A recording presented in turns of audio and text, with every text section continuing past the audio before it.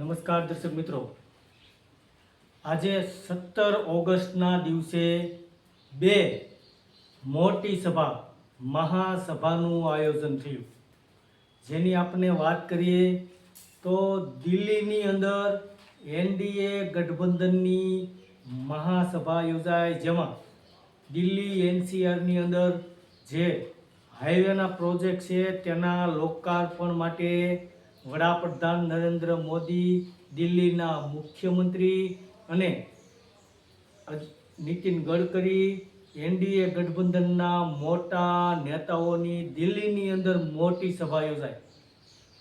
અને ત્યારબાદ બિહારની અંદર સાસારામમાં ઇન્ડિયા ગઠબંધનની એક સભાનું આયોજન થયું, જેમાં ઇન્ડિયા ગઠબંધનના મોટા નેતાઓ રાહુલ ગાંધી, શ્રી ખડગે, ત્યારબાદ બિહારના મોટા નેતા લાલુ પ્રસાદ યાદવ અને તેજસ્વી યાદવ અને ઇન્ડિયા ગઠબંધનના મોટા નેતાઓ જે વોટ ચોરી થઈ છે તેમાં વોટ અધિકાર રેલીનું લીલી ઝંડી આપવા માટેનું આયોજન થયું.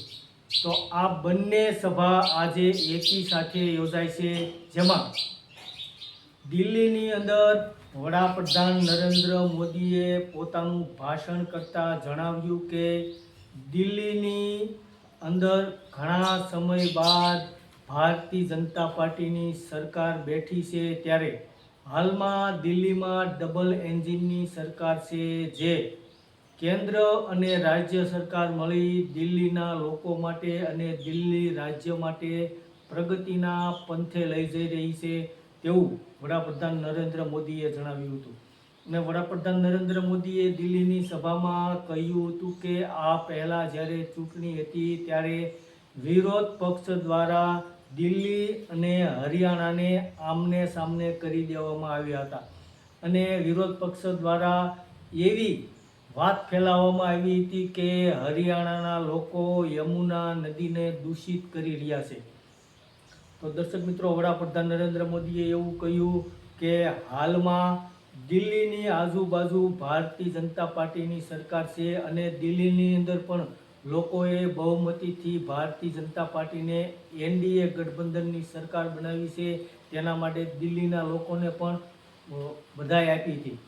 તો વડાપ્રધાન નરેન્દ્ર મોદીએ જે હાઈવેના જે પ્રોજેક્ટ છે તેના ઉદ્ઘાટન માટે, પ્રોજેક્ટના લોકાર્પણ માટેની આ સભા હતી, અને કહ્યું હતું કે ઇન્ફ્રાસ્ટ્રક્ચરના જે કામો થઈ રહ્યા છે તે તેજીથી થઈ રહ્યા છે, અને હાલમાં દ્વારકા એક્સપ્રેસ બની રહ્યો છે, તે પણ ભારત દેશના લોકો માટે એક સારી સુવિધા ઉપલબ્ધિ બતાવી હતી. અને ત્યારબાદ વડાપ્રધાન નરેન્દ્ર મોદીએ કહ્યું હતું કે દિલ્હી જ નહીં પરંતુ ભારત દેશની અંદર ભારતીય જનતા પાર્ટીની સરકાર આવી ત્યારબાદ લોકોના હિત માટે કામ કરી રહી છે, લોકોના સુખાકારી માટે કામ કરી રહી છે, લોકો સાથે મળીને એનડીએની સરકાર, ભારતીય જનતા પાર્ટીની સરકાર કામ કરી રહી છે. અને ત્યારબાદ વડાપ્રધાન નરેન્દ્ર મોદીએ એવું જણાવ્યું હતું કે હાલમાં જે યમુના નદી દૂષિત છે તેના શુદ્ધિકરણ માટે પણ હાલના જે મુખ્યમંત્રી છે તે સારું કામ કરી રહ્યા છે, અને દિલ્હીના મુખ્યમંત્રીના વખાણ પણ કર્યા હતા. અને ત્યારબાદ દિલ્હીની અંદર જે કચરાના ઢગલા છે તેના નિવારણ માટેના પ્રોજેક્ટ હાલમાં ચાલી રહ્યા છે, અને એ કચરાનો સારી રીતે ઉપયોગ થાય તેના માટે એ કચરો રોડ બનાવવા માટે, હાઈવે બનાવવા માટે ઉપયોગ થઈ રહ્યો છે, અને દિલ્હીની અંદર જે કચરાના ઢગલા છે તે ઓછા થઈ રહ્યા છે એવું પણ જણાવ્યું હતું. અને ત્યારબાદ તેઓએ ભારતના નાગરિકોને કહ્યું હતું કે તેઓ મેક ઇન ઇન્ડિયા તરફ વળે અને સ્વદેશી વસ્તુ અપનાવે, વિદેશી વસ્તુ છે તેને જાકારો આપે, જેના લીધે ભારત દેશના ગરીબથી ગરીબ માણસો અને નાના માણસોને એ સ્વદેશી વસ્તુ ખરીદો તેનાથી ફાયદો થાય, તેમનું જીવન ધોરણ ઊંચું આવે. આવી રીતે દિલ્હીની અંદર વડાપ્રધાન નરેન્દ્ર મોદીએ ભારતીય જનતા પાર્ટી અને એનડીએ સરકારની જે કામગીરી હતી, 12 વર્ષની જે ઉપલબ્ધિ હતી તેઓને ગણાવી હતી. ત્યારબાદ નીતિન ગડકરીએ પણ પોતાના ભાષણમાં કહ્યું હતું કે ભારતીય જનતા પાર્ટી હાલમાં રોડ અને રસ્તાના હાઈવેના કામ છે તે સરળ રીતે અને સુઘડ રીતે કરી રહ્યા છે. તો દિલ્હીની અંદર એનડીએની ભારતીય જનતા પાર્ટીની આ મહાસભાનું આયોજન થયું. તો ત્યારબાદ ઇન્ડિયા ગઠબંધન દ્વારા બિહારની અંદર સાસારામમાં વોટ ચોરીને લઈને જે હાલમાં વિરોધ પક્ષ દ્વારા વિરોધ કરવામાં આવી રહ્યો છે, તેના માટે સાસારામમાં ઇન્ડિયા ગઠબંધનના મોટા નેતાઓ ઉપસ્થિત રહ્યા હતા. અને ત્યાં તેજસ્વી યાદવે પોતાનું પહેલું ભાષણ કરતા કહ્યું હતું કે બિહારના લોકો ખેનીની સાથે ચૂનો મેળવીને ખાઈ જાય છે. તો બિહારના લોકો હાલમાં જાગૃત થયા છે, પોતાના એક મતના અધિકાર માટે લડવા માટે તૈયાર છે. બિહારના લોકો કોઈની રીતે કોઈ પણ શરમ રાખ્યા વગર કોઈનાથી ઝૂકવા માંગતા નથી અને પોતાનો વોટ અધિકાર લઈને જમશે. આવી રીતે તેજસ્વી યાદવે પણ એક સારું એવું ભાષણ કર્યું હતું. ત્યારબાદ રાહુલ ગાંધીએ જણાવ્યું હતું જે વોટ ચોરી થઈ રહી છે તેની સાબિતી આપી હતી અને કહ્યું હતું કે કઈ કઈ જગ્યાએ કેટલા વોટ વધારી દેવામાં આવે છે અને ઘટાડી દેવામાં આવે છે. અને તેઓએ એવું કહ્યું હતું કે મહારાષ્ટ્રની અંદર લોકસભાની ચૂંટણી થઈ અને જે મતદાન ઇન્ડિયા ગઠબંધનમાં થયું એટલું જ મતદાન 4 મહિનાની ચૂંટણી બાદ મહારાષ્ટ્રમાં થયું વિધાનસભાની અંદર.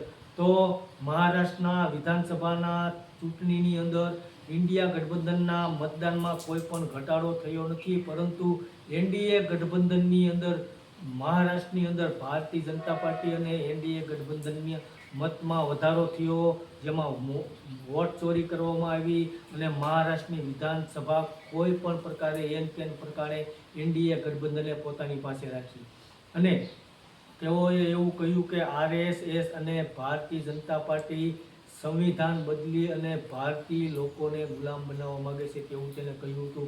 અને આરએસએસ અને ભારતીય જનતા પાર્ટી સંવિધાનનો હાલમાં વિરોધ કરી રહી છે, તેને બચાવવા માટે હાલમાં આ સભાનું આયોજન થયું છે.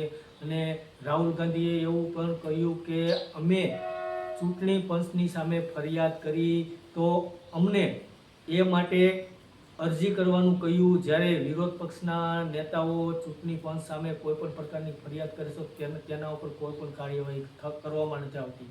તો હાલમાં ભારતીય જનતા પાર્ટીની જે સરકાર બની છે તે વોટ ચોરી કરીને બની છે. અને ત્યારબાદ ખડગેએ પણ પોતાનું નિવેદન આપતા કહ્યું કે આવનારા સમયની અંદર સંવિધાનને બચાવવા માટે હાલમાં કોંગ્રેસ અને ઇન્ડિયા ગઠબંધન દ્વારા મશાલ રેલીનું આયોજન થયું છે, જે સમગ્ર ભારતની અંદર હાલમાં સારું એવું ચાલી રહ્યું છે અને લોકો તેમને પ્રોત્સાહન લોકોનું મળી રહ્યું છે. હાલમાં આ જે વોટ ચોરીને લઈને વોટ જન અધિકાર રેલી યોજવામાં જઈ રહી છે તેનું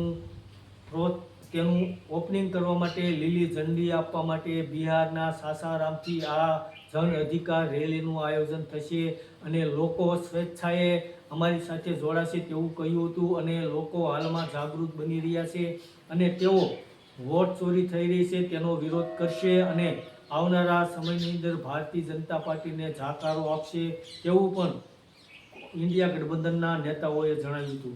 તો હાલમાં દિલ્હી અને બિહારના સાસારામમાં 2 મોટી સભાનું આયોજન થયું. તેની નજર સમગ્ર દેશના નાગરિકોની આ સભાની ઉપર નજર રહેલી છે, જેને કારણે આવનારા સમયની અંદર ભારતીય જનતા પાર્ટી અને એનડીએ ગઠબંધન શું કરે છે અને ત્યારબાદ જન અધિકાર રેલીનું આયોજન થાય તો ઇન્ડિયા ગઠબંધન આવનારા સમયની અંદર કયા પ્રકારનો રોડ મેપ તૈયાર કરે છે તે જોવાનું રહ્યું. ધન્યવાદ દર્શક મિત્રો.